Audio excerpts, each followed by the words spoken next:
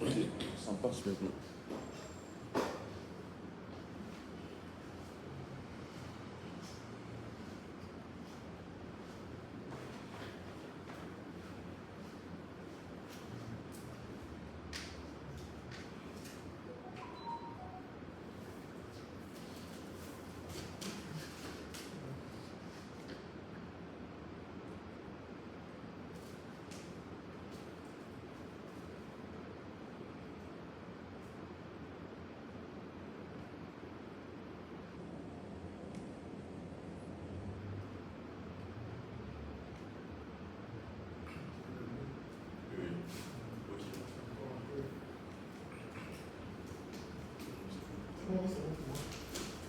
Ok, donc ça marche.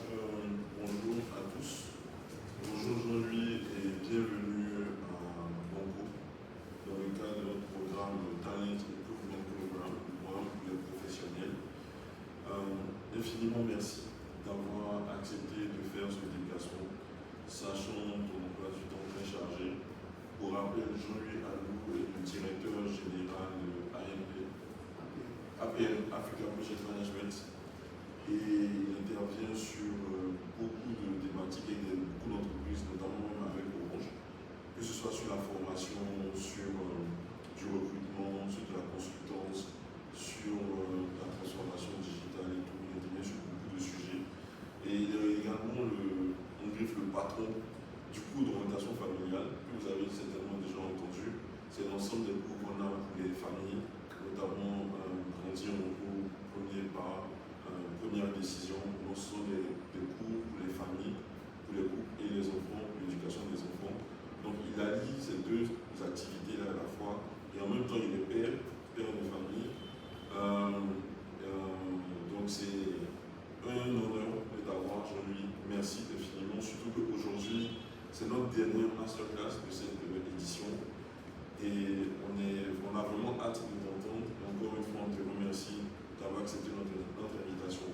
Donc c'est un public un peu plus réduit par rapport à la toute première édition. On a 4 participants, mais des participants de qualité qui viennent de différents domaines. Je pense qu'eux vont se présenter, vont dire ce qu'ils font. Et vraiment, on a à l'écoute et on est très très heureux de t'avoir. Merci beaucoup. Tu vas suggérer. On se peut garder pour être là. Ok.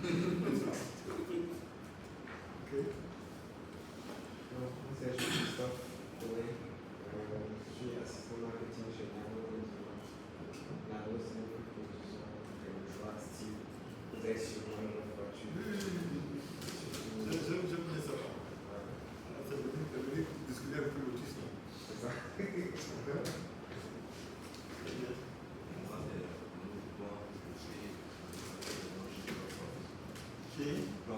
Africa. Ok. Merci.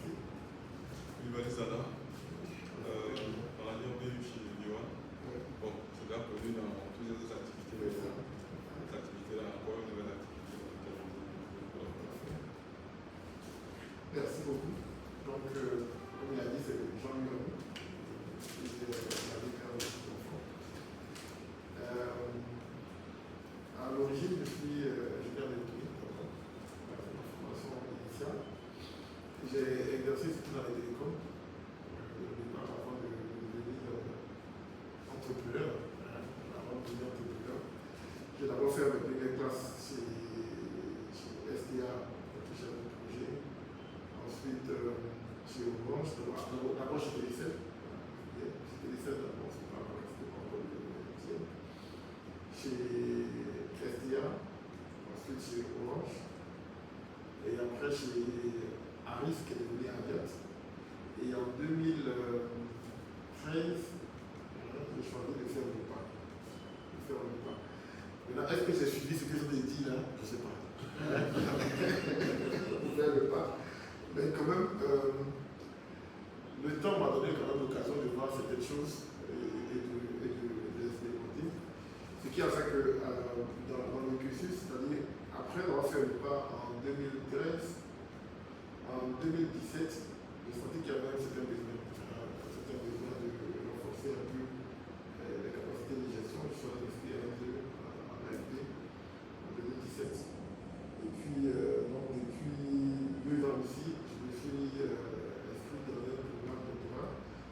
parler plutôt, c'est-à-dire que là, ça n'a rien à voir avec ce que j'ai fait à l'origine, avec l'école. C'est de voir comment est-ce qu'on peut utiliser les méthodes agiles pour passer de l'entrepreneur à l'entrepreneur ou à l'entreprise. C'est vraiment comment est-ce qu'on peut utiliser les méthodes agiles là-dedans. C'est pas forcément le sujet, mais je pense que ça permet quand même d'enrichir un peu la discussion. Et donc, ça m'a donné quand même l'occasion de regarder un peu le sujet de plus près et surtout de commencer à expérimenter certaines méthodes sur lesquelles, bon, ce n'est pas forcément le sujet, mais on pourra peut-être en parler au fur et à mesure de la discussion. Donc, en 2013, je crois qu'on lance l'initiative de se lancer. Pourquoi est-ce qu'on se lance? Parce que bon, on a envie de se lancer, c'est une idée, on a envie de se lancer. Mais ce n'est pas venu de façon aussi spontanée. Ce n'est pas une big bang qui s'est passée, il y avait d'abord l'étape de l'expérimentation, c'est-à-dire que j'ai commencé par la formation. C'est-à-dire que j'avais eu la chance, dans le cadre de mes activités en tant que chef de projet au niveau de l'ARIS, on nous avait imposé quand même de faire la section technique. C'était le programme de la région que nous faisons, de l'Afrique de l'Ouest et du Centre. Et donc, on nous avait été 5 chefs de programme et on nous a exigé de passer la certification. Donc, du coup, ça m'a donné une autre lecture des choses. Et quand j'ai fini cela, ça m'a un peu frustré de savoir que ce n'était pas très connu. Donc là, on se lance avec quelques amis à faire la formation sur le sujet. Et ça dure à peu près 1 an et demi, 2 ans. Ensuite, je décide en fait après de me lancer complètement là-dedans, dans l'initiative, en commençant par ça comme un défi. Et bien entendu, en n'oubliant pas ce pourquoi je travaille, c'était surtout la zone de l'école, donc ça m'a donné l'occasion de pouvoir faire ce que je savais faire jusqu'à ce que l'entreprise aujourd'hui commence à grandir. Je dis ça me fait maintenant comme on a déjà fait 12 ans. 12 ans quand même que l'entreprise existe. Et on a la chance d'avoir quand même aujourd'hui un peu plus de 150 personnes comme employés. On a à peu près de 3 millions. Ça a quand même suivi petit à petit son parcours jusqu'à devenir quelque chose parce que au fur et à mesure les expériences s'accumulent et puis bon, ça permet de renforcer ce qu'on est en train de faire.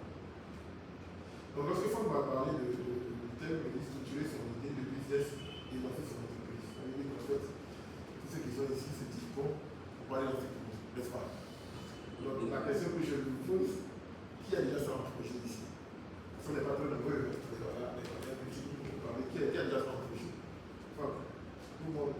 Non, dis-moi, là tu n'as pas fait un projet. En président, il faut que tu focuses sur ce que tu as fait, bien prendre la base. C'est vrai que tout le monde a souvent nourri un peu dans le petit peu de sa tête l'envie d'entreprendre, l'envie de faire quelque chose, l'envie de bâtir une entreprise. Effectivement, c'est un objectif que non, mais souvent, passer de l'idée à quelque chose qui fonctionne, c'est un autre défi. C'est un autre défi. Et ce défi-là demande toutefois souvent de s'appuyer sur ce que les livres nous appellent et surtout de l'expérience aussi des autres. Donc, ce que j'ai compris de l'objectif de cette session, je ne sais pas si vous me direz en fait, c'était surtout qu'on puisse ensemble regarder comment on peut transmettre cette idée-là en un projet solide. Voilà ce que j'ai compris avec l'objectif. Donc, s'il y a autre chose, c'est bon qu'on en parle, on peut peut-être vous demander s'il n'y a pas d'autres objectifs derrière l'idée de ce sujet. Toi, ça va? Ok. Très bien. Donc, ce que j'ai pu récapituler dans le plan, c'est que comment est-ce qu'on planifie son idée de business? J'imagine que Zana, tu veux faire ton entreprise, mais de quoi il s'agit? Quelle entreprise tu veux bâtir? Une entreprise de quoi? C'est un peu ça que je réponds. Oui. C'est pas que je me dois. Oui, en fait, moi, l'idée que j'ai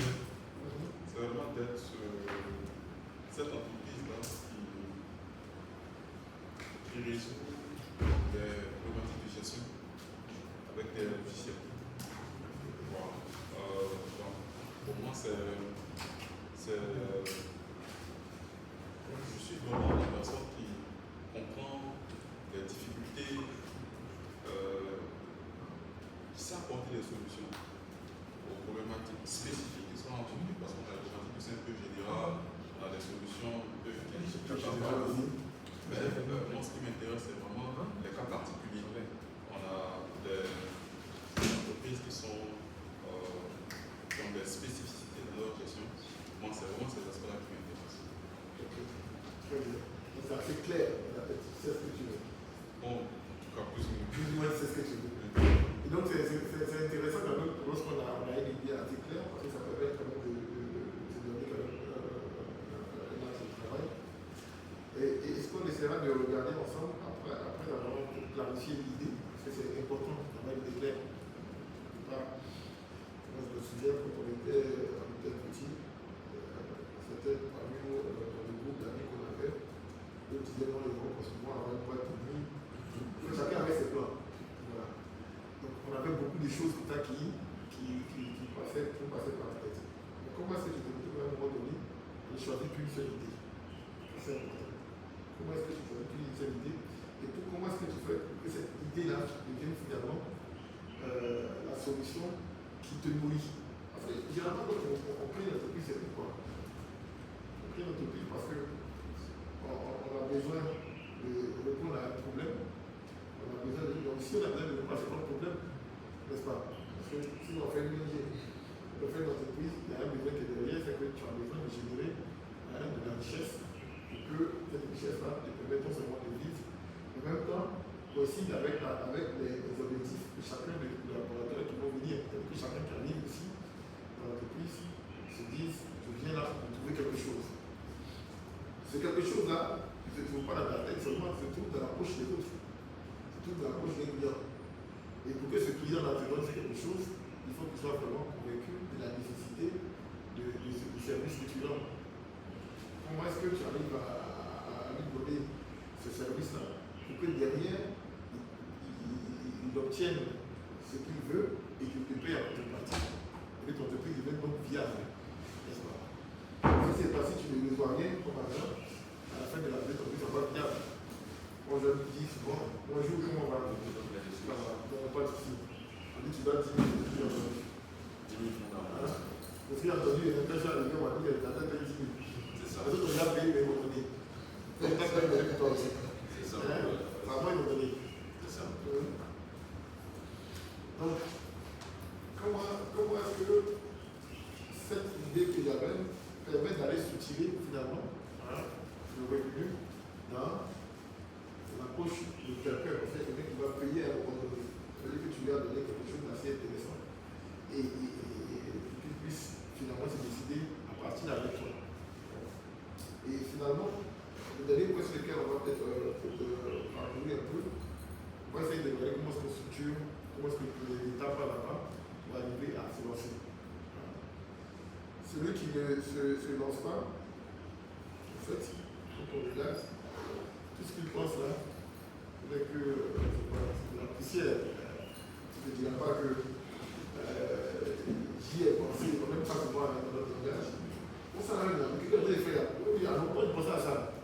Mais à la fin, tu ne l'as pas réalisé. Pourquoi tu n'as pas réalisé? Parce que tu n'as pas donné les moyens de réaliser. C'est ce qu'on essaiera de regarder ensemble. Donc la question que je l'amène comme ça, pourquoi est-ce que c'est nécessaire de structurer dans ta vie? De structurer son idée. Pourquoi est-ce que le sujet a été choisi? Pourquoi est-ce que vous pensez que c'est nécessaire de structurer son idée? La question est ouverte.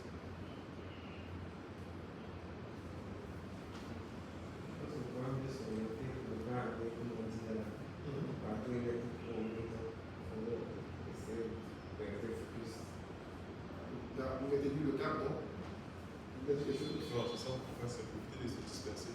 De se disperser. De vraiment avoir un objectif clair, de se donner les moyens. Ok. Et l'autre image, petite. Tout à l'heure, avoir un peu ce qui est écrit, ça va. C'est ça.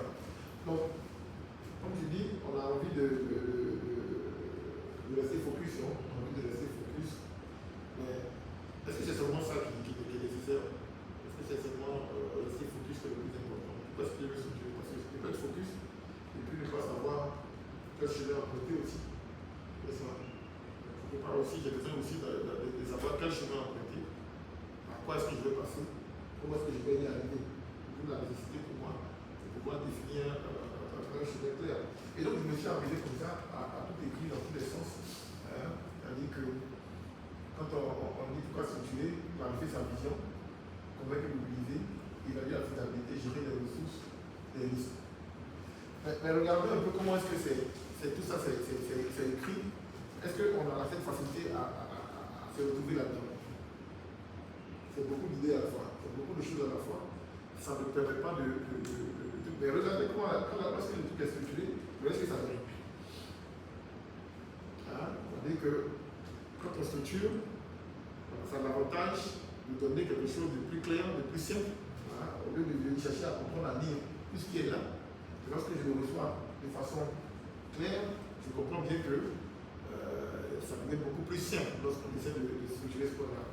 Donc, un des objectifs qu'on va poursuivre, c'est surtout comment est-ce que j'arrive à clarifier ma vision.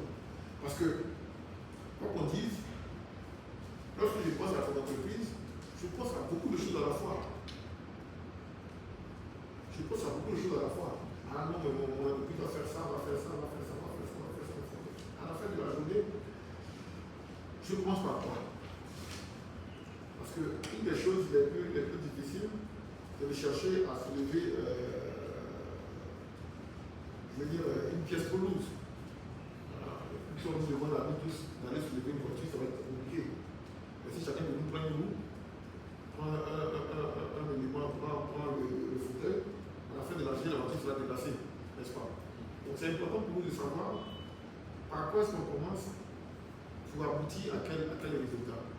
Et autre élément, c'est qu'on va essayer de le chercher aussi. En général, quand on commence à entreprendre, on n'a pas tous les moyens. Ça c'est clair. Je veux dire, j'ai mon idée, j'ai envie de le faire.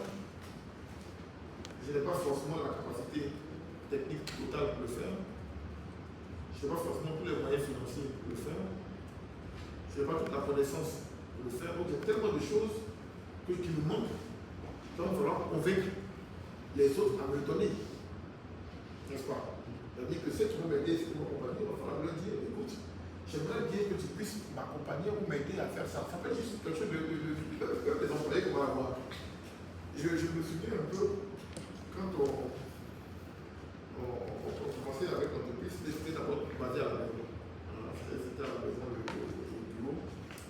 Et puis, il y a un jeune que j'ai pris en entretien et je lui ai dit, écoute, tu viens travailler à la maison, chez moi.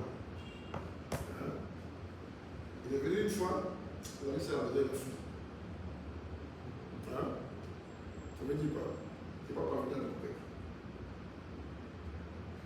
C'est même pas seulement le financier que tu vas convaincre, même ton collaborateur avec qui tu vas travailler, il faut le convaincre, c'est pas parce que tu as donné un salaire comme ça que tu vas le convaincre. Comment est-ce que tu arrives à structurer, à lui donner ta vision, à travailler ton rêve, pour qu'il puisse être suffisamment embarqué avec toi? Pendant que ce collaborateur m'a donné une leçon, on s'est dit qu'il fallait vraiment chercher à partager ses rêves à quelqu'un. Il y a un de mes clients que j'ai démarché qui dit, je vais te visiter. Lui, c'est à la maison, il voulait que je sois à la maison. Mais en même temps, je bâtis un discours autour. Donc quand il arrive au contrat, il est content de voir qu'en fait, les choses sont déjà prévues même à la maison. Donc ça veut dire que ce n'est pas forcément ce que tu as qui est bon, mais c'est la façon de présenter la chose qui donne la valeur à ce que tu as. Donc comment est-ce que tu arrives à convaincre et à mobiliser? Même le financier qui va venir t'accompagner, la banque, en général, comme on le dit, on ne peut pas aux pauvres. Mais quand on dit on ne peut pas aux pauvres, ce n'est pas pauvre d'argent, mais c'est pauvre d'idées. Parce que la banque aussi, c'est qui? C'est quelqu'un qui se dit, mon argent là-bas va produire quelque chose d'autre. Donc je cherche quelqu'un qui va prendre mon argent et me donner plus à la fin. Donc à partir du moment où il n'est pas convaincu, que tu es capable de lui donner plus à la fin, mais il ne te donnera pas son argent. Est-ce que tu vois? Donc tu peux avoir le compte qui est déjà fourni. La seule truc de dire, donne-moi une garantie à la hauteur de ce que je te prête. Mais lorsque l'idée est claire et suffisante, très souvent, à la limite, il court pour dire cette idée-là, il nous la faut. Ce projet-là, il nous le faut. Parce que derrière, il rêve de tout le flux que tu peux générer pour lui. Donc, on voit un peu que l'important de convaincre et de mobiliser les gens autour de son idée est assez important pour la nécessité de comment encore de structurer l'idée. Autre élément qui est assez important, c'est le risque. Le risque. Parce que on ne parle pas de risque si rien n'existe. N'est-ce pas? C'est-à-dire que tu es dans le néant, là, tu ne fais rien, tu ne cours aucun risque. Parce que tu es à la maison. À partir du moment où tu décides de faire quelque chose et que tu t'es projeté, que tu te lances sur un chemin, il y a un élément qui est important, c'est que chaque acte que tu poses peut te engendrer des dégâts ou des gains. Je ne parle pas des dégâts, tu peux en perdre quelque chose, tu peux perdre la crédibilité, tu peux perdre le niveau financier, tu peux perdre à tous les niveaux, à partir du moment où tu poses un acte. J'aime le dire souvent à mes collaborateurs, c'est-à-dire quand on doit répondre à un appel d'offres, je dis si on n'est pas sûr, n'allons pas. Pourquoi? Parce que ce que tu dis même peut te discréditer pour l'avenir. Imagine un peu que tu ne sois pas capable de structurer suffisamment clairement et finalement tu dégages une image d'une entreprise qui est désordonnée ou bien de quelqu'un qui est désordonné. Parce que ça t'inquiète. Donc les risques partout. Le risque n'est pas seulement un risque financier, mais un risque de crédibilité. En tant qu'il dit entreprise, qui dit entrepreneur, parle très souvent pas toujours même, pas très souvent de crédibilité. C'est pour ça qu'à la banque, c'est ce qu'on regarde d'abord. Une pleine de moralité, est-ce que. Même les amis qui vont te donner de l'argent, est-ce que. Ton propre gars qui vient te voir, moi je regarde, ton gars, il a l'habitude de te doubler sur les petits jetons, il veut te demander 100 000. Bon. Comment est-ce que tu vas gagner cet argent? Même si son idée est bonne. Je te dis, si ça marche, il ne te donnera pas. Si ça marche pas, il ne te donnera pas. Donc, en fait, tu n'as pas envie d'aller dans quelque chose qui ne fonctionnera pas. Donc, c'est important pour toi de garder cette crédibilité. Donc, comment est-ce que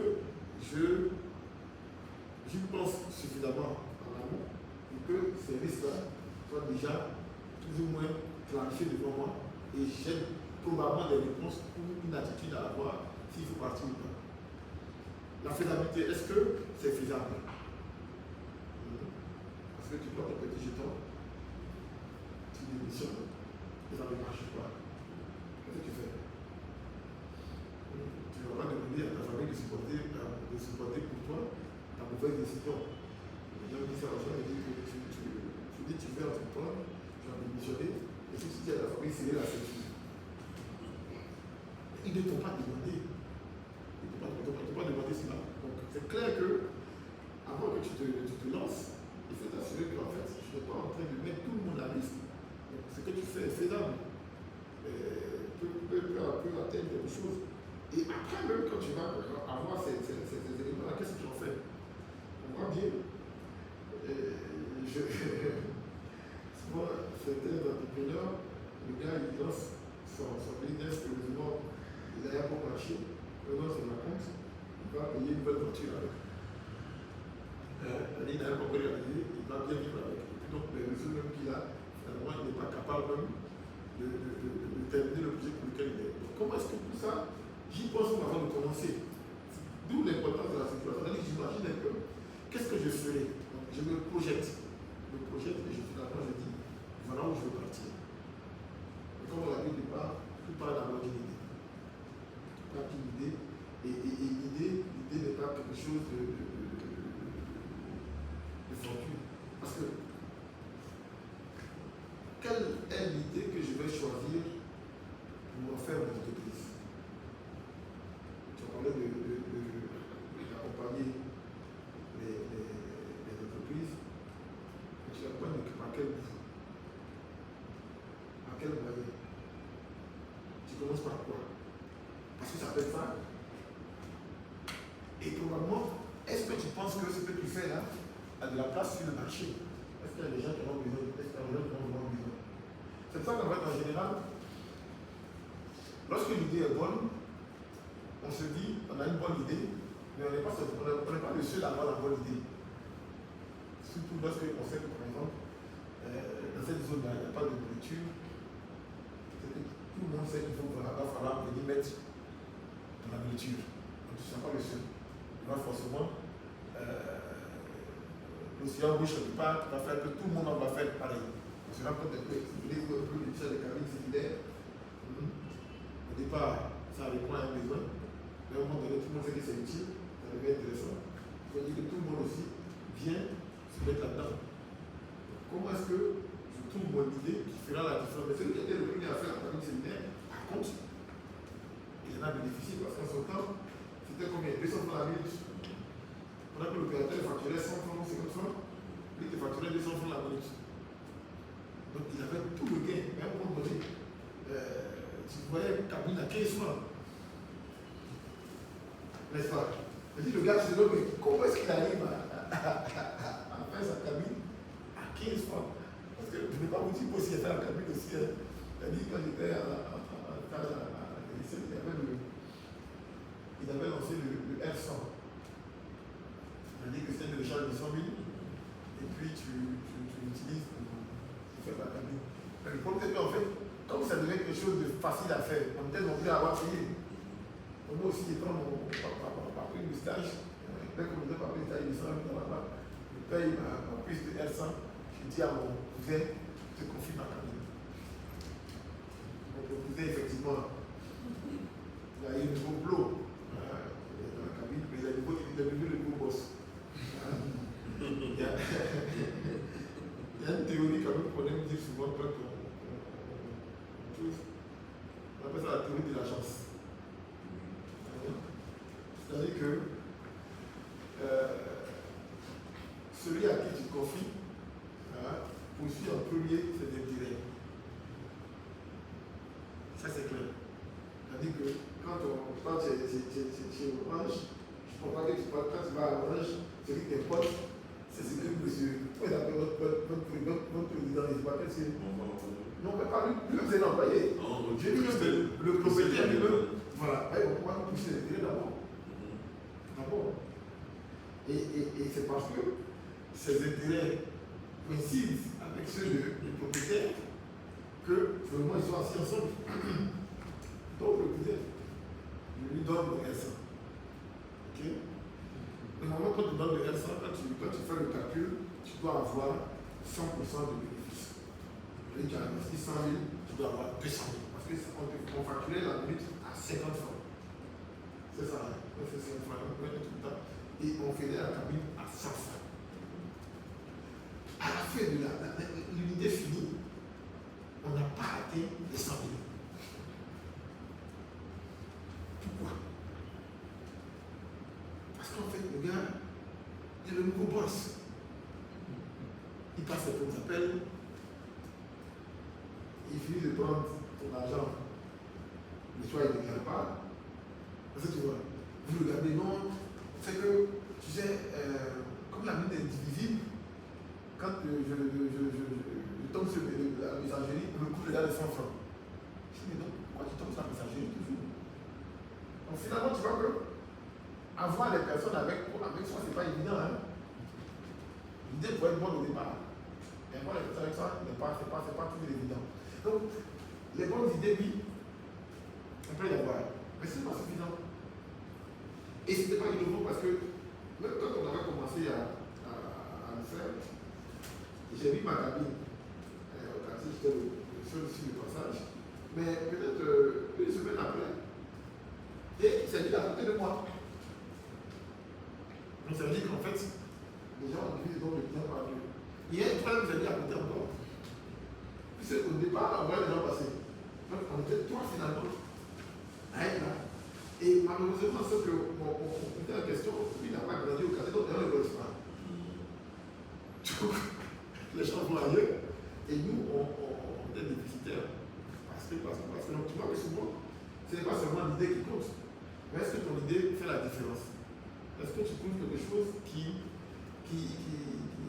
casse la baraque? Ce qui permet aux gens d'avoir des idées innovantes, c'est qu'au départ, les gens doivent se dire, est-ce que ce que tu veux faire là-bas, ça a marché? Là, tu as la chance d'être président, la première personne. Quand je préparais un peu ça, j'avais trouvé un peu le cas Airbnb. Alors, une entreprise qui, quand elle commençait, elle dit que les gens doivent céder la maison pour que d'autres étrangers viennent dormir dedans. Ça paraît au départ sauvage. Donc les gens se disent non, ça ne marchera pas. Et tranquille, là ils sont entre nous.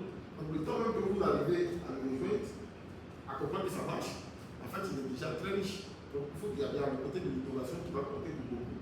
C'est pour ça qu'en général, on va essayer de chercher à faire l'équilibre entre les bonnes idées et les idées folles. Quelle est la bonne idée qui demeure folle? Tous les autres. Quelle est une bonne idée? Parce que lorsque les bonnes seront bonnes, dis-toi que tu n'es pas le premier. Et si tu entreprends que tu n'es pas le premier, en réalité, tu vas juste rester quelque chose, tu vas avoir une entreprise qui va juste passer le minimum. Tu vas peut-être juste prendre ça pour vivre. Mais tu vas pas prospérer. Il faut aller chercher l'idée qui, au départ, paraît folle. Je te donne l'exemple d'un truc qu'on avait fait en ce temps. On est parti dire à un de nos clients, écoute, tu nous confies telle activité et nous on te promet que tu ne payeras plus jamais de taux de douane. Non pas les droits de douane, tu ne payeras plus jamais de pénalité en douane. Donc, quand on sort une idée pareille, le gars il est choqué, il dit non, c'est pas possible. Je dis ce n'est pas possible parce que mon activité est définie comme une activité à risque. Que chaque fois que les gens nous voient, ils ont vu que tout ça c'était chez le Roche, on avait fait ces coups de bluff là. Parce qu'on s'est rendu compte que le client perdait beaucoup d'argent sur les réparations, les pièces de rechange, les réparations, beaucoup d'argent.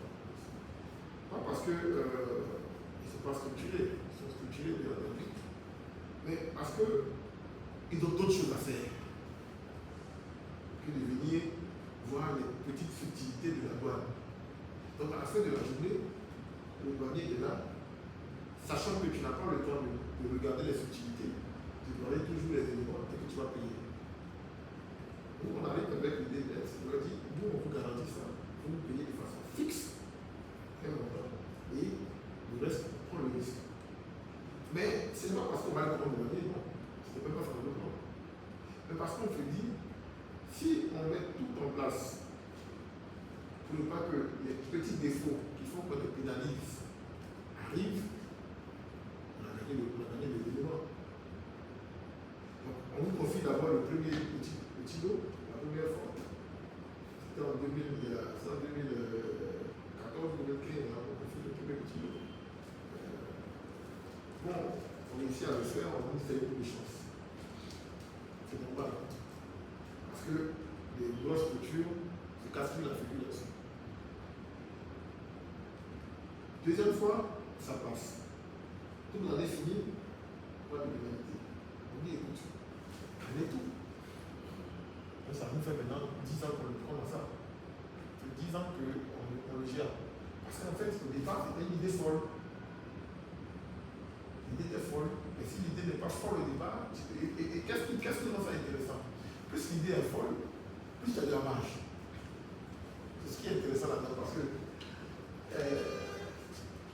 personne n'ose franchir le pas. Et parce que personne n'ose franchir le pas, tu t'installes dans une zone de confort où tu peux facilement imposer le prix. Et lorsque vous êtes nombreux, ce prix-là, tu ne peux plus l'installer. Donc finalement, on comprend bien que c'est important pour nous de toujours penser à la petite idée folle qui fait que ce qu'on est en train de poursuivre comme objectif n'est pas juste du standard. Non, écoute, je veux créer mon entreprise pour laver les chaussures. Oui, c'est une bonne idée.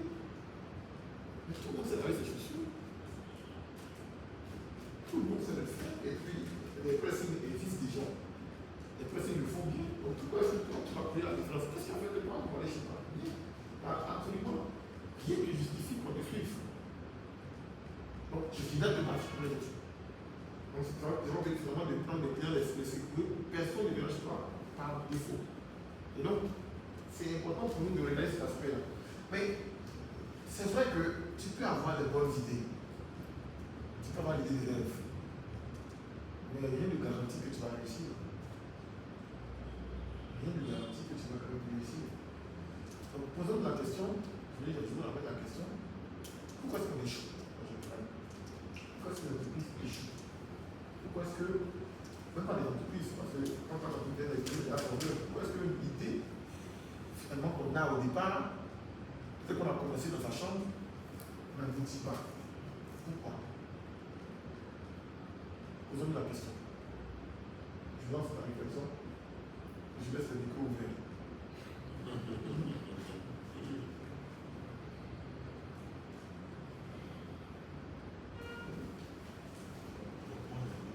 Vas-y. Pour moi, l'idée même du show, parce que vous faites trop d'analyse. Fais trop d'analyse. Parce qu'on fait trop d'analyse, on réfléchit tellement et finalement on se dit que C'est pas vrai. c'est pas Ça, c'est pas faux aussi en tout cas. Ça, il y a beaucoup de personnes comme ça. Il y a beaucoup de choses comme ça qui arrivent aussi souvent. Se pose des questions. Petit achat, je vais gagner. C'est ça, non? Ok. Autre raison encore qui justifie encore qu'on n'arrive pas à concrétiser l'idée ou à la limite, on n'arrive pas. une autre aussi. C'est ceux à qui on expose l'idée. Il y a beaucoup qui ont découragé. Nous, découragés. Et si nous, on n'est pas.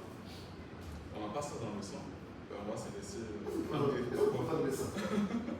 Bon, je le dis parce que après, c'est que moi j'ai une idée, je viens d'en parler à quelqu'un à qui j'ai confiance, pour qui j'ai beaucoup d'estime, et selon ses conseils, je me rends compte que je ne suis pas du tout à la bonne place. Donc si je ne suis pas préparé à ça dès le départ, je risque de me faire décourager, et puis finalement de même pas essayer. Le gars, il est mauvais homme pour toi. Voilà, finalement.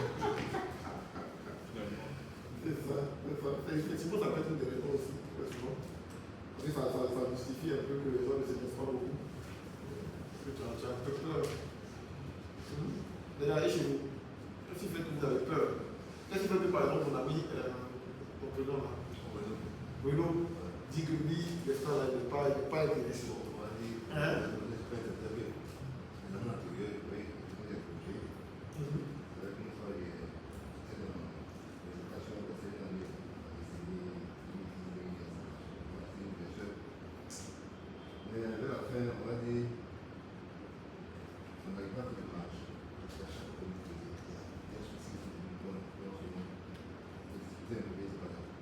Le côté. Ok.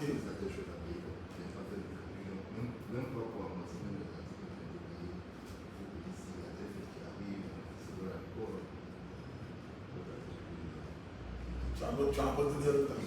Tu as abandonné. C'est ça.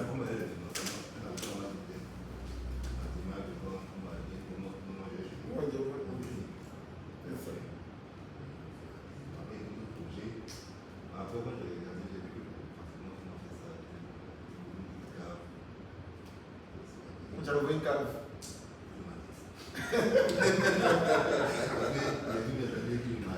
Il a ouvert une cave. Après, il y a le profil. On se met au bas de corps. Ici, on est là. On est pas mal. On est pas mal. On est pas mal. On est pas mal. C'est un ami qui est à faire. On est plus séparés. Donc, tu as préféré sauver l'amitié.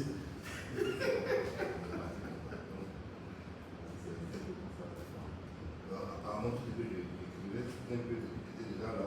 J'ai trouvé là, le truc qui va changer. La petite idée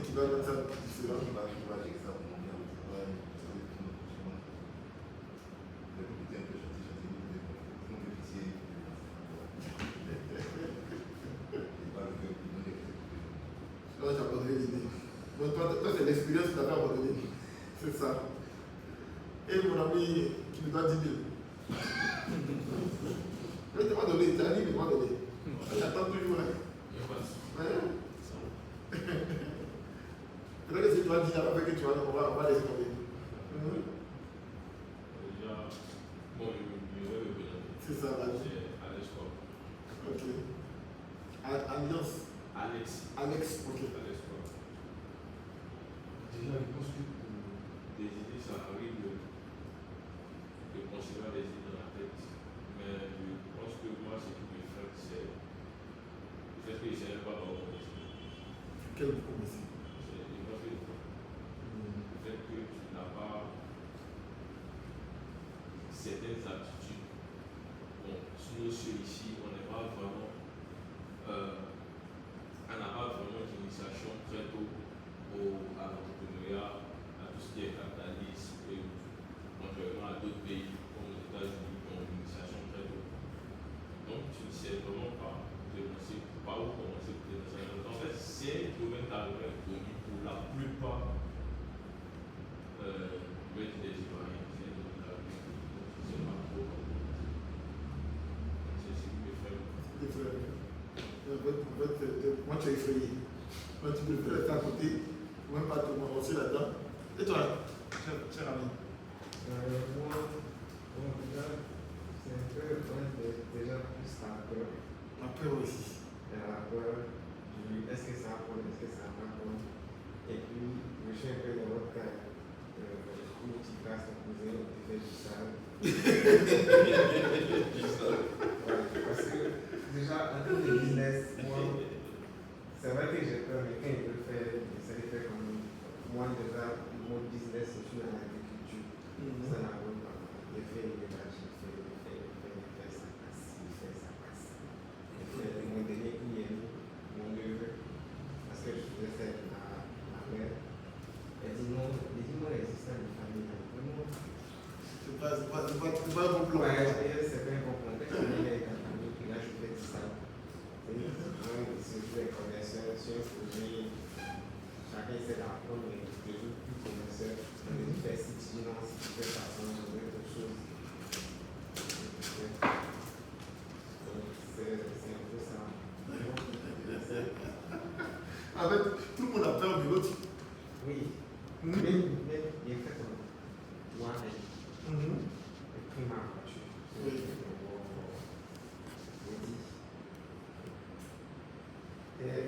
J'ai même pas eu les recettes, parce que toutes les recettes ont été dans l'embarration. Même pas l'embarration, même là, il y a eu tout sur un point, c'est sur le goudron, c'est pas, tu peux même pas marcher à passer dans tout le monde. Et tu as pris une itinéraire assez propre. La ligne, c'est comme la ligne à Bata. La ligne directe, oui, aller retour. Malgré ça, la théorie de l'argent a été appliquée. Donc c'est un peu ça. Et puis après aussi, c'est aussi, on a dit la valeur ajoutée. La valeur ajoutée, quelle valeur tu apportes? Là, je dis, moi, je suis à ce stade de valeur ajoutée. Parce que mon élevage, c'est terre à valeur ajoutée. Là encore, je suis en train de travailler sur un projet champignon que je vais commencer à voir avec des gens. Il a beaucoup de plans, hein? Mais c'est quoi la valeur? Je suis sur le volet valeur ajoutée. En fait. Qu'est-ce que je vais faire? Qu'est-ce que tu vas capter le marché? Pour faire prospérer mon business. C'est vrai. Oh, très bien. Très bien. Il y a aussi un aspect qui est le manque de compétences. Manque de compétences. C'est pas faux aussi. Parce que moi, je me rappelle que j'ai lancé un truc comme ça avec un ami que j'ai au secours de l'ESPTP. Et finalement, ça a échoué parce que quand on se retrouve dans la situation, c'est pas parfait. Et vous avez lancé quoi? C'était une entreprise de vente en ligne. Tu vois pas bien. On s'est retrouvé avec des commandes. Bon, en fait, on a dit que le produit existe parce qu'on comptait sur quelqu'un. On n'a pas trouvé le produit pour nous. Le fournisseur n'existait pas. Bon, le fournisseur sur qui on comptait n'a pas le produit en réalité. Et le temps de chercher un autre fournisseur, on ne savait pas qu'on devait, par exemple, avoir plusieurs fournisseurs en même temps avec qui on devait commander. Mais c'est après, quand tout ça s'est passé, on s'est rendu compte qu'on doit compter sur une seule personne. Ça. Et quand on se renseigne à côté, c'est là qu'on se rend compte que, en fait, les grosses structures n'ont pas qu'un seul fournisseur. Ils ont cher par rapport à d'autres. Donc, du coup, selon, bon, ça s'appelle que j'ai fait ça, selon le délai de livraison du fournisseur, donc peut-être réviser, il faut échanger avec le client, tout ça, on ne savait pas. La compétence a manqué. Voilà. Voilà, elle a dit tu ne savais pas trop comment les gens faisaient.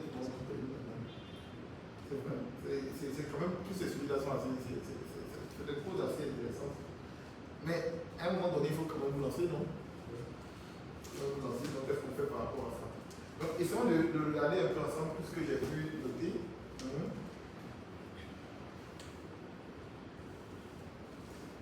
Création de produits que personne ne veut. Comment ça arrive? C'est-à-dire que tu crées ton affaire, tu te dis c'est la bonne idée du siècle, mais c'est pour toi seul. Tu payes tes champignons, tu fais tes champignons, et dans notre village, on n'a pas de champignons. Donc c'est vrai que toi tu aimes les champignons, mais ça ne veut pas dire que moi je te dis que nous on est des champignons. Donc très souvent c'est quelque chose qui nous fragilise. C'est-à-dire ça fait qu'on n'a pas, on ne peut pas aller jusqu'au bout de notre idée parce que en fait on a fait ce que nous on aime et non pas ce que les clients aiment. Et non pas ce dont les gens ont besoin. Mais parce qu'on a vu les gens faire, on dit bon, nous on fait pareil. Une idée des c'est-à-dire que les gars, on a vu que les gens louent la vaisselle, n'est-ce pas? Donc moi si je veux la vaisselle, je vais faire la vaisselle. La seule chose qui doit mettre en différence, c'est que maintenant, nous on va délivrer la vaisselle 2 jours avant. Sauf qu'en fait, à partir du moment où je commence à être très spécial comme ça, je commence à restreindre aussi mes chances d'y arriver parce que les autres ont déjà trouvé le basique. Donc moi quand j'arrive avec ces innovations qui ne sont pas forcément des innovations, mais au contraire le coût par rapport à l'autre, je vais être compétitif. Parce que je n'ai pas innové, j'ai juste pris l'idée de l'autre et puis je dis non, je vais ajouter quelque chose dessus et puis je pense que j'ai innové. Je n'ai pas innové. Au contraire, j'ai augmenté mes charges pour rien parce que la valeur que les gens recherchent, ils ont déjà à 1000 prix. Le prix aussi. Un truc que les gens peuvent avoir gratuitement, tu peux me dire tu vas ça payant. Bon, c'est vrai, peut-être on va le faire, mais il faut vraiment qu'il y ait quelque chose de différent. Parce que la concurrence gratuite, elle tue beaucoup de business. C'est-à-dire, en son temps, on disait que c'était quoi qui était payant. Je parle par exemple du wifi par exemple dans les lieux publics. C'était payant. Aujourd'hui tout le monde fait la gratuit. Dans les lieux publics. Moyennant autre chose. Tu peux jamais décoller. N'est-ce pas? Les gens ont besoin, c'est vrai. Mais il y a déjà quelque chose de gratuit qui existe. Pourquoi est-ce qu'ils vont aller chercher à payer s'il n'y a pas autre raison qui justifie? Donc tu vois que tu as du mal à atteindre ce niveau si tu ne tiens pas compte de cette problématique-là. Ou bien tu dois faire le bilan à l'échelle avant d'obtenir une solution du problème adapté. C'est-à-dire que j'ai essayé sur un petit nombre, ou bien avec un ami ça fonctionnait. Du coup je dis bon, je peux me lancer à grande échelle. Donc je prends des commandes assez intéressantes et finalement je ne vais pas envoyer. Un des éléments qui nous tue, crédibilité, confiance. On ne peut pas en répondre si on n'a pas la crédibilité, si on n'a pas la confiance qui va avec. Ce sont deux facteurs assez importants, crédibilité et confiance. Pas de confiance, pas de marché. Pas de confiance, pas d'investisseur. Entends que ça fonctionne, il te faut un investisseur, il te faut un marché. Or, ça on le bâtit comment? On le bâtit sur la base de ce qu'on a déjà fait de son historique. Et autre élément qui vient un peu à compliquer ce que tu dis, le secret est utile. Je n'ai pas envie de parler de mon affaire, sinon si on parle, les gens vont voler mon idée. C'est la mauvaise idée qui se passe. Tu n'arrives pas à éprouver ton idée. Ça reste ton idée qui ne répond que à tes désirs et à tes besoins, qui n'est pas forcément quelque chose de réaliste. En réalité, on va toujours chercher à avoir les bons conseils. Les conseils que donnent les gens qui dénigrent sont les meilleurs conseils très souvent. Oui. Parce qu'en fait, lorsque lui te donne sa lecture, il te donne la lecture du pessimiste. Qui en fait à partir du moment où tu as la réponse, tu viens de créer une innovation. Tu vois un peu, ça ne marchera pas. Pourquoi ça ne marchera pas? Parce que telle personne fait ça, ou il y a telle chose, il y a tel frais, il y a tel frais, il y a tel frais. Mais en fait, en réalité, il t'aide à designer ton produit. Parce qu'il est en train de te dire ce qui pourrait être un frein à ton idée. Parce que quand tu es tout enthousiaste, quand tu es entrepreneur tout enthousiaste, en général, tu mets le monde à cette idée de tous les verres. Quand tu vas arriver ici, on va t'ouvrir les portes. Quand tu vas aller à la porte, on va t'ouvrir les portes. Quand tu vas aller chez eux, quand tu vas recruter, ils vont venir. Quand tu vas dire, je recrute, tout le monde pour venir chez toi, c'est ce que tu imagines. Mais celui qui est en train de te dire, écoute, de toute façon, ici, les banques ne m'accompagnent pas. Il te l'a dit. Mais il y a au moins un ou deux qui ont été accompagnés. Donc, le seul fait qu'il t'ait alerté là-dessus, tu lâches et tu cherches à comprendre pourquoi est-ce que les banques ont accompagné M. Y et ne m'accompagnent pas moi.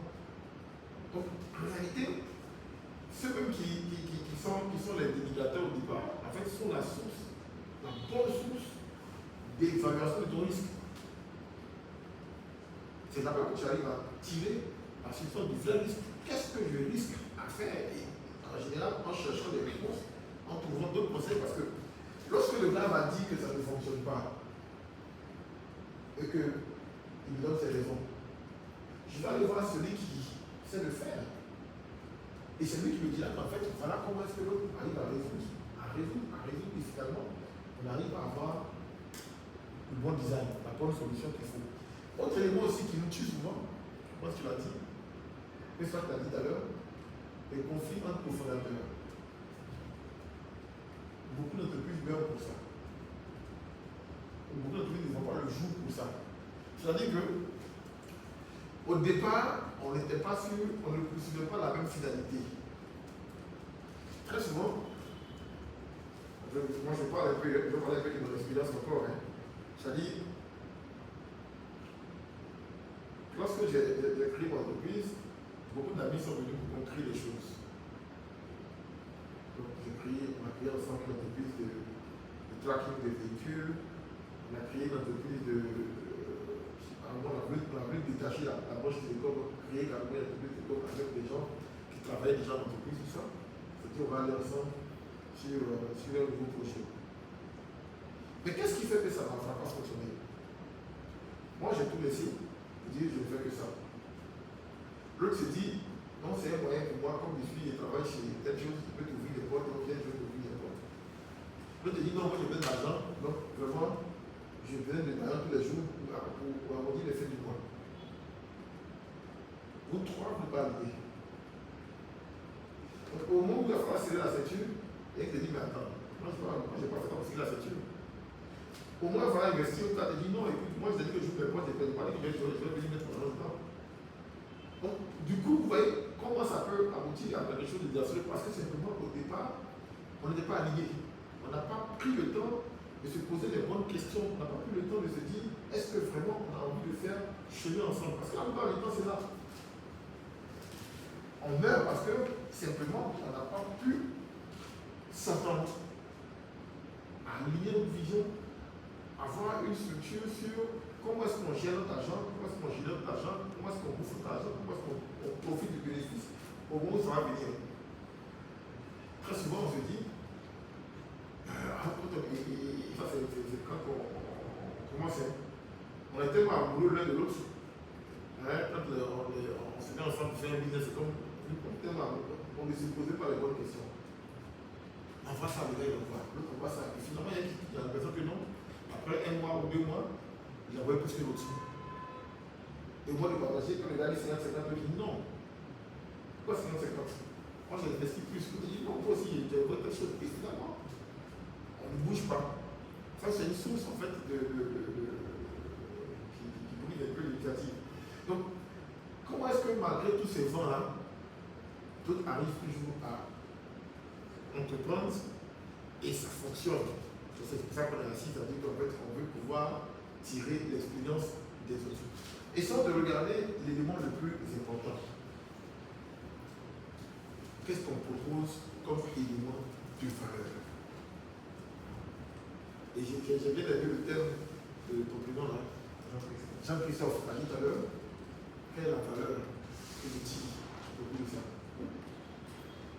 Mais pour qu'il y ait la valeur, il faut bien que ça puisse générer quelque chose pour combler le besoin de quelqu'un. On ne parlera pas de valeur si, à la fin de la journée, il n'y a pas un bénéfice à en tirer. Je veux faire une entreprise de vente de choux, mais si les gens n'ont pas trouvé utile de consommer le chou, c'est totalement inutile. Je ne crée aucune valeur pour ceux qui sont censés acheter. Et si je n'ai aucune valeur pour ceux qui sont censés acheter, je n'ai aucune valeur pour moi. Parce que c'est parce qu'ils achètent que finalement, moi j'ai de la valeur. Mais bien entendu, toutes les difficultés vont exister. Qu'est-ce que je mets en place pour surmonter ces difficultés? Quelle est mon astuce pour y arriver? Et ça fait partie des éléments sur lesquels je vais travailler. Et quel gain je vais apporter à toutes ces personnes-là? Quand je parle de ces personnes, je parle de mes clients, je parle de mes collaborateurs, je parle de moi-même, mes soutiens, ma famille et consorts, parce que souvent, très souvent, il y a beaucoup d'entrepreneurs qui se désengagent parce que quand ils n'arrivent pas à payer la cocotte à la maison, on lui dit, hé, mon chef, je travaille parce que là, on parle de fatigué. C'est vrai, ça arrive souvent. Vache, tu travailles parce que tu n'arrives pas à nous donner de quoi manger. Donc, la question de la valeur pour le client, pour toutes ces parties prenantes, elle est importante. Puisque dans la réalité, pour que moi, employé, je vais mettre dans la fête, c'est parce que je vais gagner quelque chose. Pour que moi, client, j'achète ton produit, c'est parce que je vais gagner quelque chose. Pour que moi, à la maison, je prie pour toi, c'est parce que je vais gagner quelque chose. Quand je parle de la femme et des enfants. Parce que je ne veux pas te soutenir si à la fin de la journée, ils ne vont rien gagner. C'est-à-dire que tu t'absentes et puis eux, ils meurent les faits. Ils ne vont rien gagner et ça ne fait pas quelque chose d'assez intéressant pour eux. Donc, forcément, il ne faut pas se poser des questions. Donc, il existe quand même quelques méthodes assez intéressantes. Je pense que vous en avez déjà entendu parler plusieurs fois. On parle souvent de faire le business plan, C'est vrai que ce n'est pas. Moi je ne dis pas qu'il fait le business plan. Je ne dis pas qu'il fait le business plan. Je n'ai pas fait le business plan. Mais c'est utile. Et heureusement d'ailleurs, c'est qu'avec la méthode agile, on se dit comment est-ce qu'on peut commencer petit à petit pour arriver à quelque chose de grandiose. Ici, ce que j'essaie de poser comme modèle ici, qui est un modèle que tout le monde connaît, qui est le modèle Lean Canvas. Moi, qui ai donné par exemple, le modèle Lean Canvas. Lean, en fait, quand on parle de Lean, en général, on parle d'enlever tout ce qui est presse. Quand on est Lean. Tout ce qui te perd le temps inutilement, tu n'as pas sa raison d'être restant. On fera seulement ce qui est utile. Et donc, c'est un modèle qui a été. C'est très récent, c'est 2010 que ça a été conçu après le modèle de global. Elle s'est dit, c'était une dame, comment est-ce que j'aide les gens à orienter leur réflexion vers seulement ce qui est nécessaire pour structurer leur affaire. Donc c'est en 9 étapes. 9 étapes pour se poser les bonnes questions.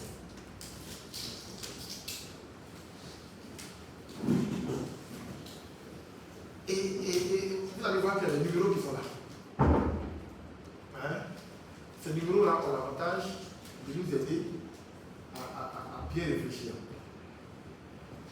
Je ne peux pas parler d'entreprise si je ne viens pas avec une idée qui vient résoudre les problèmes des gens. Ce n'est pas possible. Donc la première question que je me pose, c'est quoi le problème que je veux résoudre?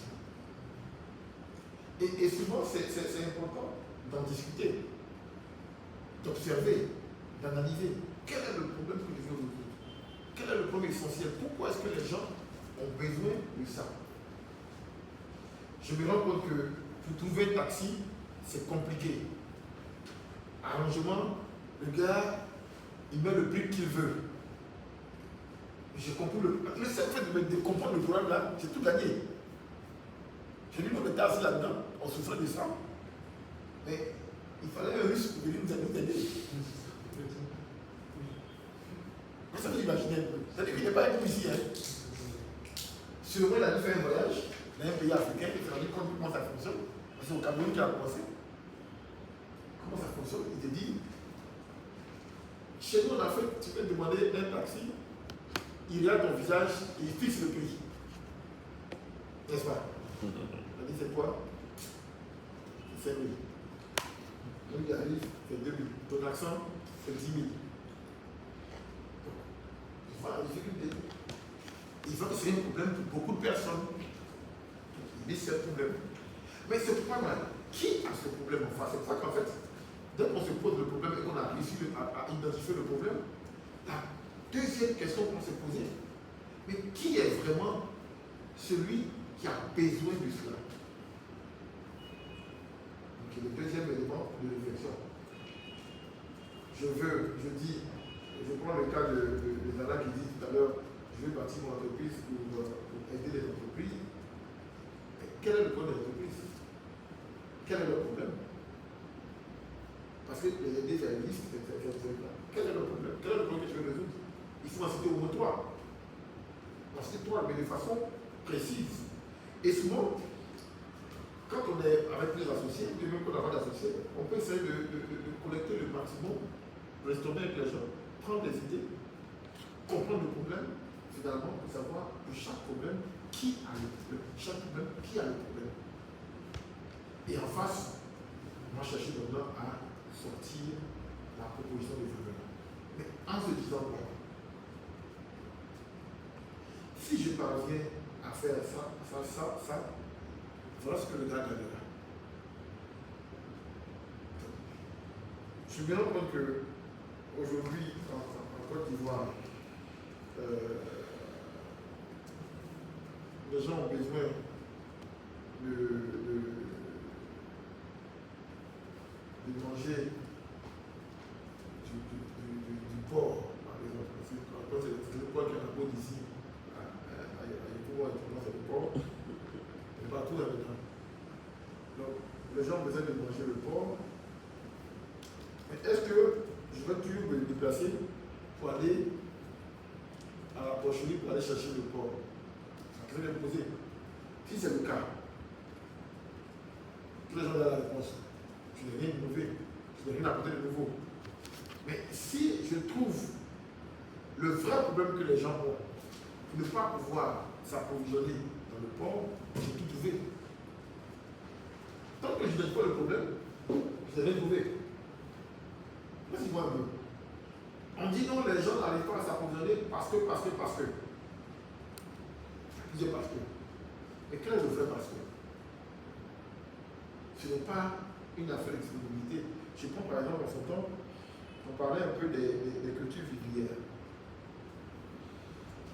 Souvent on dit qu'il y a pénurie de cultures vivrières. Pas parce qu'il y en manque dans la production, parce qu'on ne sait pas comment transporter pour venir. Tu vois un peu. Donc moi je suis mon business, est-ce que je vais chercher à aller produire forcément? Si c'est déjà couvert. Ce qui m'intéressait, le problème ici, c'était le transport. Donc je vais plutôt réfléchir à comment est-ce que le transport, malgré les conditions, on dit les routes sont mauvaises. Alors, qu'est-ce qui s'est passé? Il y a un qui s'est levé pour dire, alors je suis l'électricité. Ça a changé la nature du problème. Donc finalement, l'accès à ces zones difficiles, parce qu'il a identifié que c'est l'accès à le problème, il a trouvé l'enjeu qu'il fallait, ça a déplacé le problème, il a eu sa solution. Il s'est enrichi pendant un moment. Jusqu'à ce que tout le monde arrive à cela. À partir du moment où j'ai des problèmes des gens et que je sais qui va s'en occuper, je sais de regarder quelles sont les solutions que je peux leur apporter. Problème, solution. Problème, solution. Problème, solution. Et je le formule comment? Telle population a tel problème. C'est-à-dire que par exemple, je parle de l'entreprise, mais je parle des cultures vivrières ici. Les gens, les grossistes ne vendent pas les cultures vivrières parce qu'on n'a pas la possibilité d'aller chercher en gros. C'est difficile. La cible, c'est qui? C'est les grossistes, les femmes du marché gros. Hein? Et ici, la matière première vient de la bourse. Le problème, c'est que ça n'arrive pas à arriver. Donc, quelle est la solution pour moi?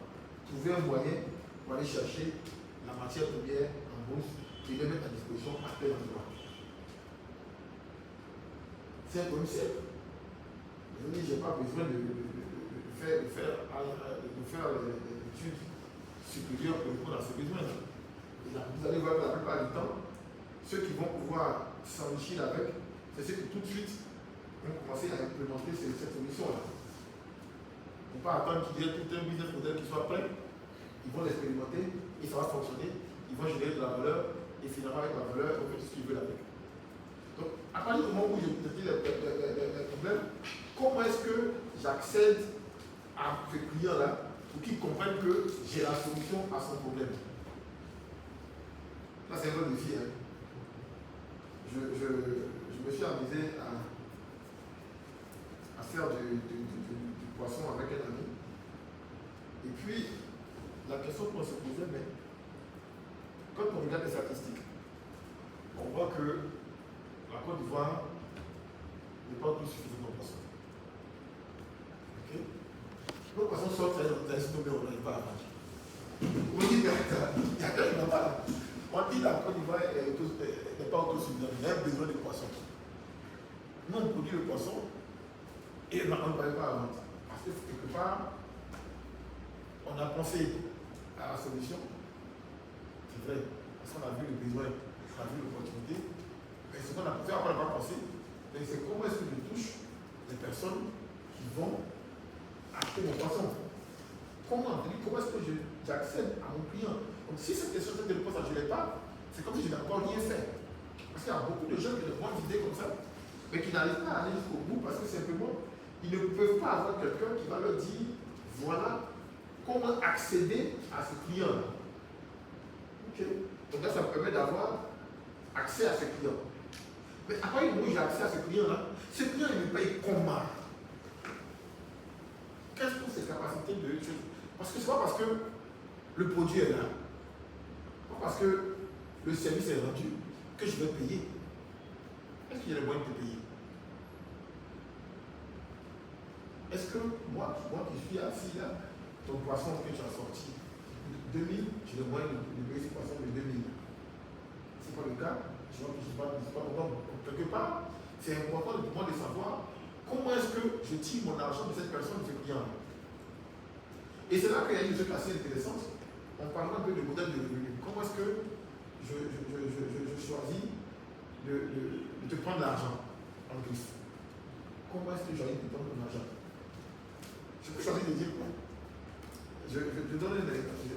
On avait expérimenté, on a été bien sécurisé par Jumia. Avant même que les Jumia n'arrivent, c'était en 2011-2012, avec un ami qui était en France, on avait décidé de faire une boutique en ligne aussi. Mais on vendait des habits pour les femmes. Okay. Quand on a commencé, les gens étaient très sceptiques, puisqu'il n'y avait pas de moyens de paiement. Et on leur demandait de nous payer un peu avant. Parce que nous, on avait peur. Oui, c'est parce qu'il y a des femmes qui commandent. Comment ça se passait? Sur la boutique, on mettait les photos, on prenait des magazines, des blancs, on dit qu'on identifie, il y a toutes les sources. Et le gars, il est en France, là-bas, il attend. Donc, c'est dans le quand les gens commandent, il fait, et puis on leur dit que ça sera livré à telle période. Donc, on avait comme ça, dans le mois, on avait des périodes où on livrait. Tout c'est clair. Donc, on a pris la commande et on prenait 30% de la valeur affichée. Mais en fait, les 30% couvraient totalement notre coût d'achat. Quelques tout près. Donc, on pousse pour qu'ils puissent nous donner de l'argent. Et ça commence à prospérer. Parce que la première fois, on avait peut-être 300 000 ou 400 000 de commandes. Après, c'est monté à 500 000, plusieurs millions. Au point où finalement, le gars, parce qu'on passait par par les gens de 13 villes pour nous envoyer le matériel, pour nous envoyer les habits. C'est-à-dire qu'il y avait un gars en France là-bas qui lui fait la livraison au kilo. Il veut nous livrer ici. Mais souvent le problème qu'on avait, dépassait le prix d'un billet d'avion. Donc le gars, il passe son billet, il descend. Parce qu'il a commencé à prendre du volume. Et voilà que Julien se lance. Et eux, la doctrine, elle est différente. Ils disent que quand tu délivres, que tu payes. Du coup, nous, on est plus combien d'accueil. Est-ce que tu vois un peu comment le jour au lendemain, tout peut s'effondrer parce que simplement. Et du coup, quand on parle aux gens, vous devez payer avant, on te dit non, c'est pas comme ça ici. Mais entre nous, comme c'était l'argent facile, quand ça rentre, on bouffe. On n'a pas investi parce qu'on n'avait pas de stock. On ne faisait pas de stock et on ne voulait pas faire de stock. Parce que l'expérience a montré que si on fait du stock, vous vous souvenez avant Julia, il y a eu les gens de Safe Haoul qui ont ouvert une boîte comme ça aussi. C'est discontinué quoi là? Voilà. Ils ont voulu ouvrir. Ils n'ont pas duré. Ils n'ont pas duré parce que c'est pas. Faire du stock, c'est un vrai défi. Un vrai défi. Et ce n'était pas évident pour vous. Donc, quand on mis d'un coup en face, ils ont vu que ce n'était pas évident. Ils voulaient stocker et puis attendre que quelqu'un vienne consommer. Donc, du coup, tout le modèle s'est désagrégé parce que la façon de payer a changé. Maintenant, les gens payaient après. Et donc, nous, on ne peut plus suivre le rythme. C'est Discount aussi, qui est une compagnie qui espérait utiliser les moyens tout là, on va suivre le rythme, il est mort. Finalement, le modèle qui est resté, c'est juste un modèle qui est resté après, pendant longtemps, avant de prendre le relais. Donc, on comprend bien que souvent, bien réfléchir à comment tu fais ton argent est important. C'est pas qu'en général, moi, c'est de poser la question est-ce qu'il fait un produit où ton argent, c'est la publicité qu'il donne, ou c'est parce que les gens utilisent le paye, ou est-ce que c'est parce qu'ils vont louer, ou est-ce que c'est parce qu'ils vont acheter, ou est-ce qu'ils vont payer à crédit. Toutes ces questions-là ont une valeur très importante dans la suite de la gestion d'achat. Regardez un peu, je prends l'exemple de Microsoft aujourd'hui, avec les produits cloud. Quand tu dis qu'il y a cloud, c'est la cloud, non? C'est pas qu'il y a cloud. Regardez un peu comment ça se passe aujourd'hui. Tu loues. Ce qui fait qu'un marché comme le marché africain, moi, je ne paye jamais de logiciel. Je pilotais par défaut. C'est-à-dire que pour moi, c'est-à-dire que piloter, c'est ce qui est normal. Donc, je ne me sens même pas concerné. Je me dis, c'est les blocs qui doivent payer, puis non, on consomme. Mais aujourd'hui, tous on paye. Aujourd'hui, tout le monde paye quelque chose. C'est-à-dire que finalement, tout le monde a une licence de Microsoft. C'est 5 000 par mois, 6 000 par mois, c'est plus de $12. On fait à peu près 6 000 par mois. Il y a d'autres personnes à 5 000 par mois, à 2 600 par mois, 3 000 par mois. Finalement, parce qu'ils ont changé le modèle du coût de revenu, automatiquement, ils ont changé leur cible, ils ont changé leur étendue, et l'entreprise a eu son BIM. Mais ce modèle-là vient de Apple. Apple l'a bien compris.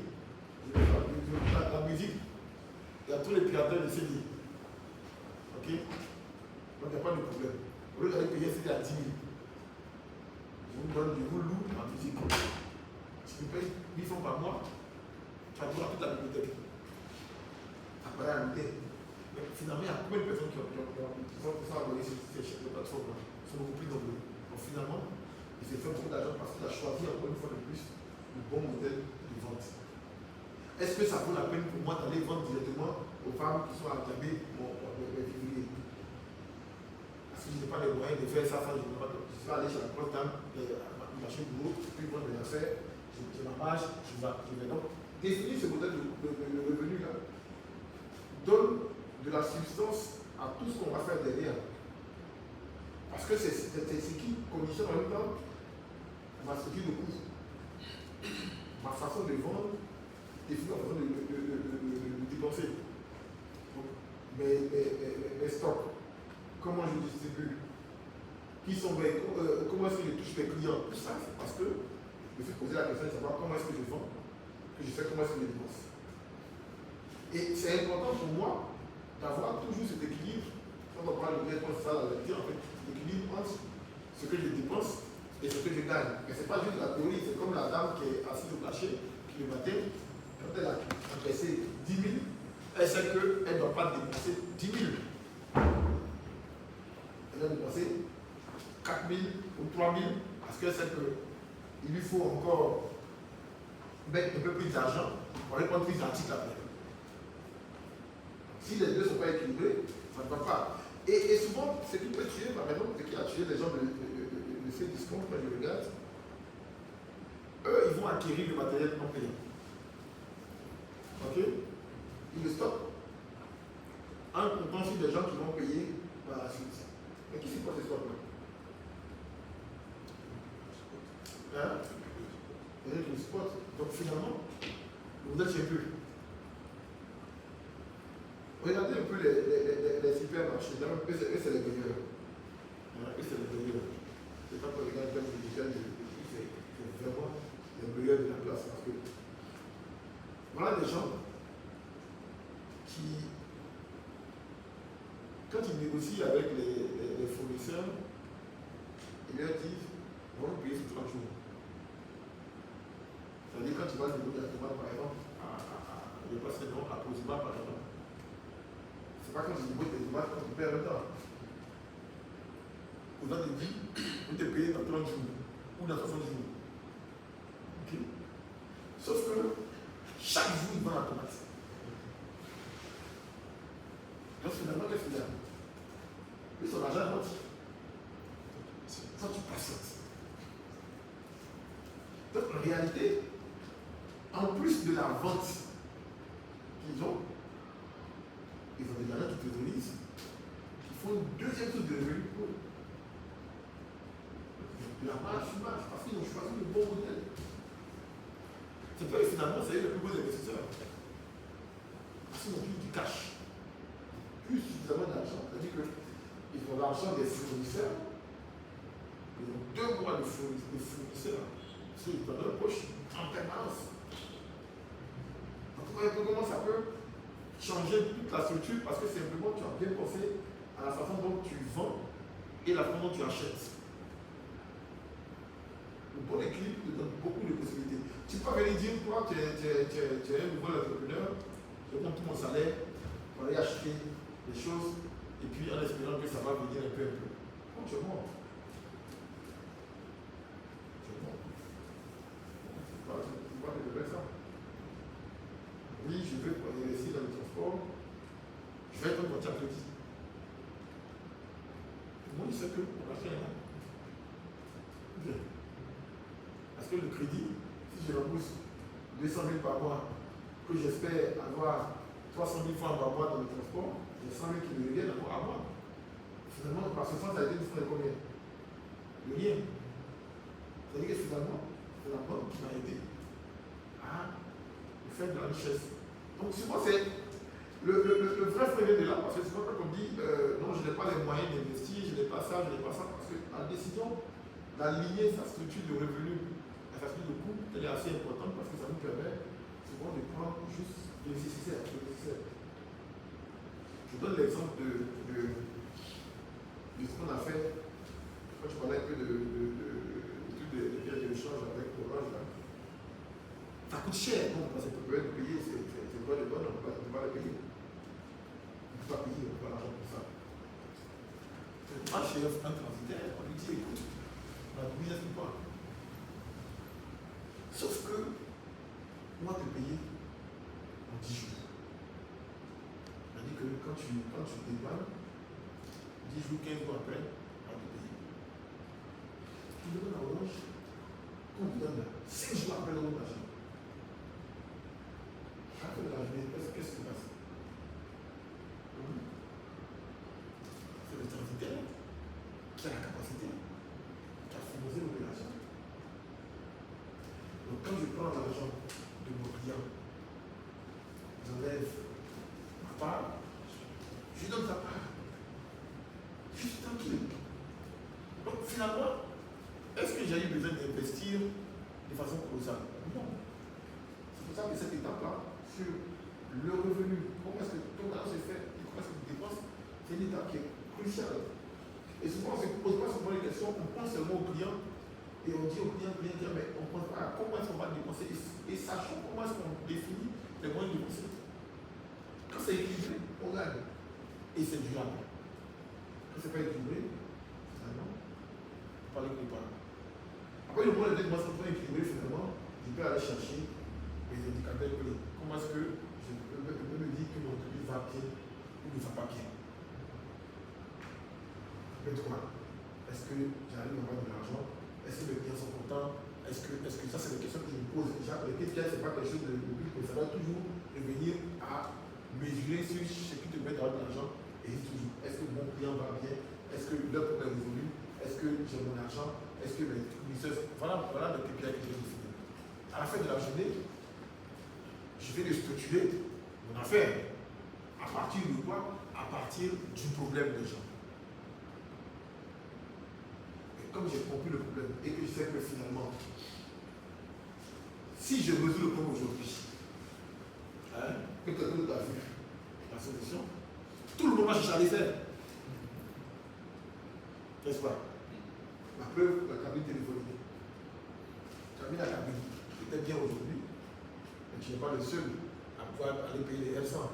Il va s'arriver à aller payer sa R100 et à poser. Pas de barrière d'entrée, finalement, un mois après, tu tombes parce que finalement tout le monde est. Donc, qu'est-ce que je mets comme élément des barrières d'entrée? C'est pas parce que j'allais créer des règles pour bloquer les gens, mais je peux encore avoir l'élément d'innovation qui n'est pas accessible à tout le monde. Coca-Cola, la chute à proposition à la vie. Tu peux voler le reste. Mais ce petit bout là, tu ne sauras pas. Tu ne sauras pas, tu ne pourras pas. C'est ça qui fait la différence. Parce que sinon, finalement, ça devient tout le monde a fait en faire.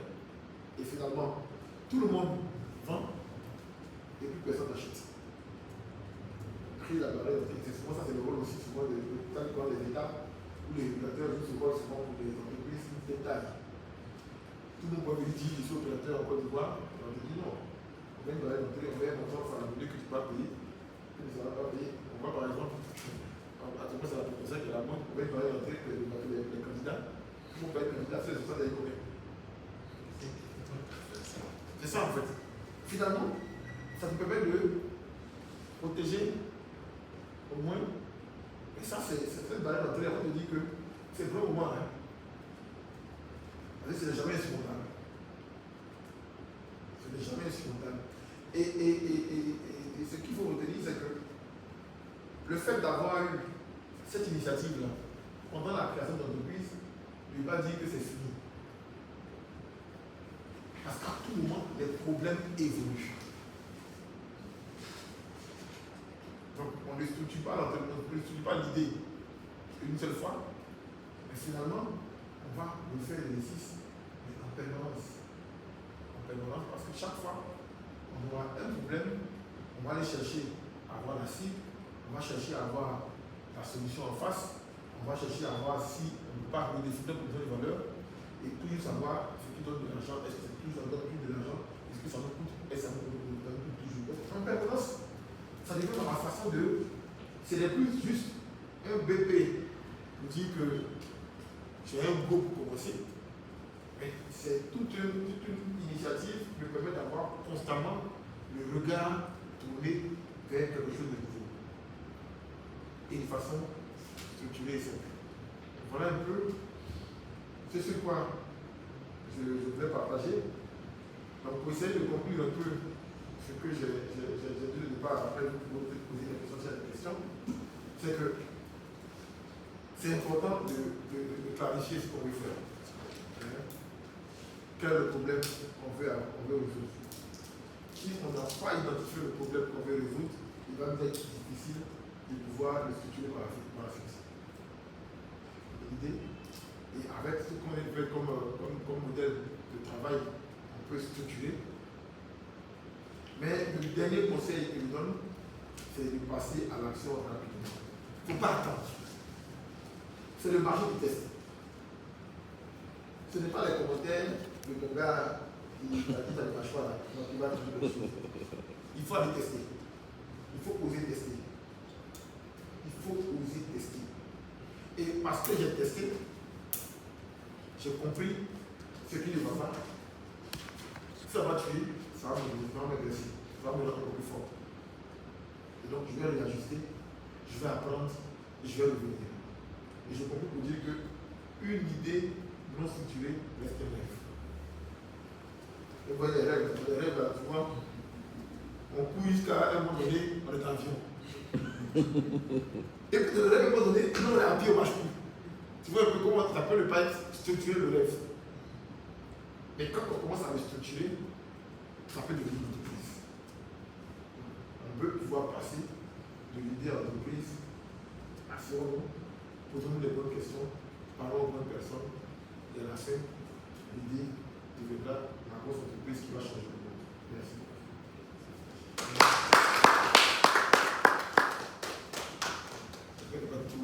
Non, pas du tout.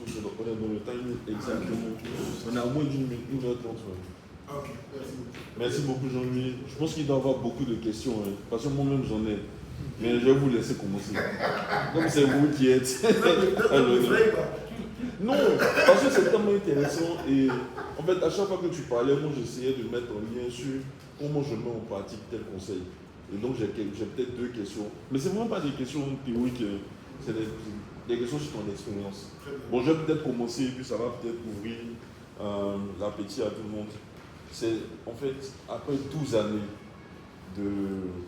d'entrepreneuriat, et puis peut-être plus de 10 ans en entreprise, sur la partie entrepreneuriat, la question que je me pose, c'est est-ce que tu peux nous partager, on va dire, un échec, ou bien un coup dur que tu as rencontré, et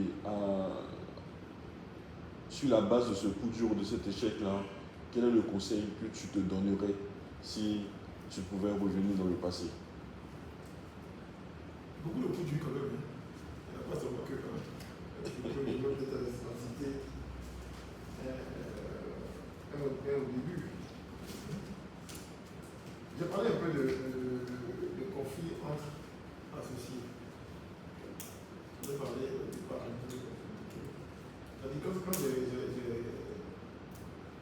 fait l'entreprise de comme il disait, et puis certains travaillent chez des opérateurs, d'autres des trucs, on a fait se mettre ensemble.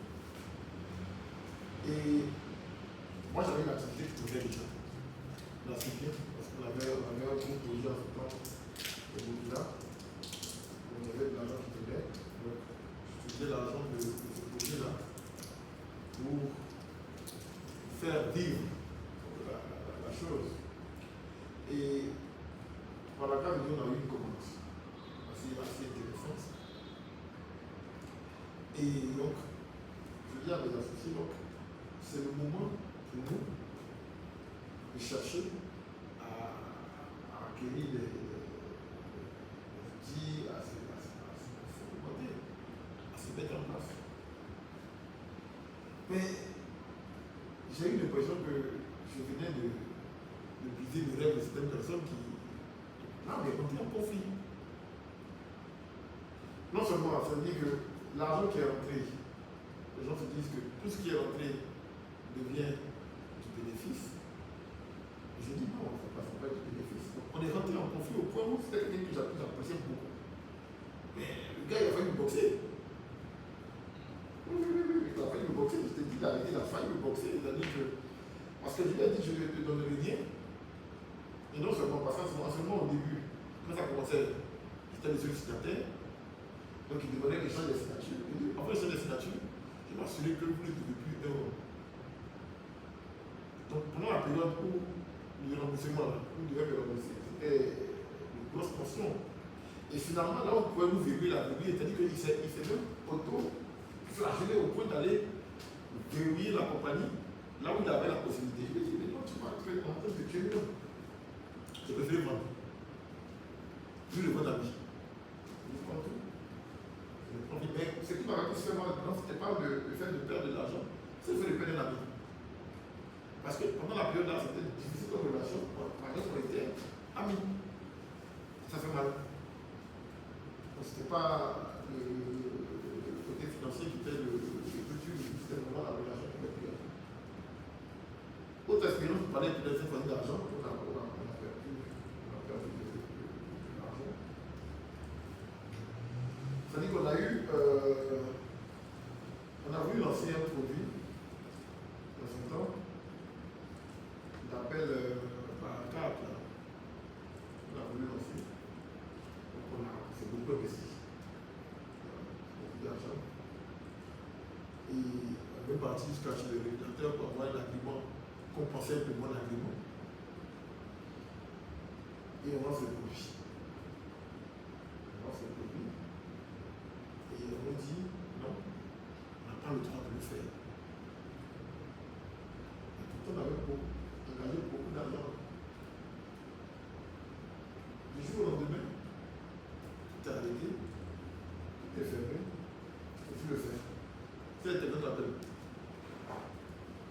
Tu vois, pas si on a des terminaisons d'appel. Les terminaisons d'appel? Oui. Ok. Mais pourtant, quand on parlait de demander l'argument, pour nous c'était clair.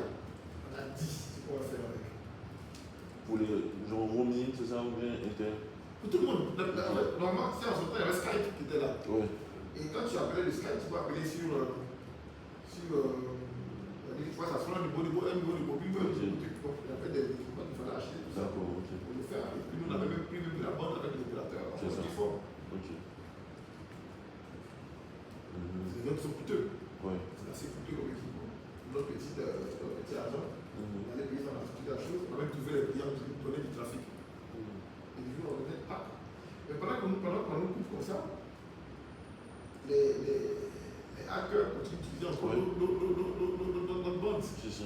Donc du coup, notre facture chez le opérateur continue d'augmenter. Là, on a arrêté le service. Donc on est sorti de là avec une grosse dette. Là, ça a été un coup dur quand même. Ouais. Ça a été un coup dur. Là, franchement, c'est... Souvent, il faut prendre le temps de bien étudier. C'est-à-dire que il ne faut pas faire semblant d'avoir une réponse qui t'arrange. C'est-à-dire que si tu sens que tu as fait une barrière, il faut creuser, voir si cette barrière n'est pas vraiment une vraie barrière et que tu peux la supporter. Sinon, ça peut devenir difficile. Et franchement, ça nous a secoué un peu quand même. Ouais. Ça m'a pris beaucoup d'argent. C'est ça. Moi, c'est deux éléments que je peux citer comme ça. Il y en a plein d'autres encore. Mais qu'est-ce que tu aurais fait différemment sur les deux? Je pense que sur le deuxième, tu as dit tout à l'heure, il faut regarder. Non, c'est-à-dire que moi, c'est dans le marché, en fait, certains pays l'autorisent, mais c'était vraiment clair que quand j'ai posé en ligne des articles, c'était interdit ici. Ok. Donc l'agrément que je reçois, le gars te dit non, je n'ai pas bien eu l'agrément pour dire que c'était pas terminaison à titre public. Qu'il m'avait d'accord, mais à titre privé. Genre, on dit tout dit quoi.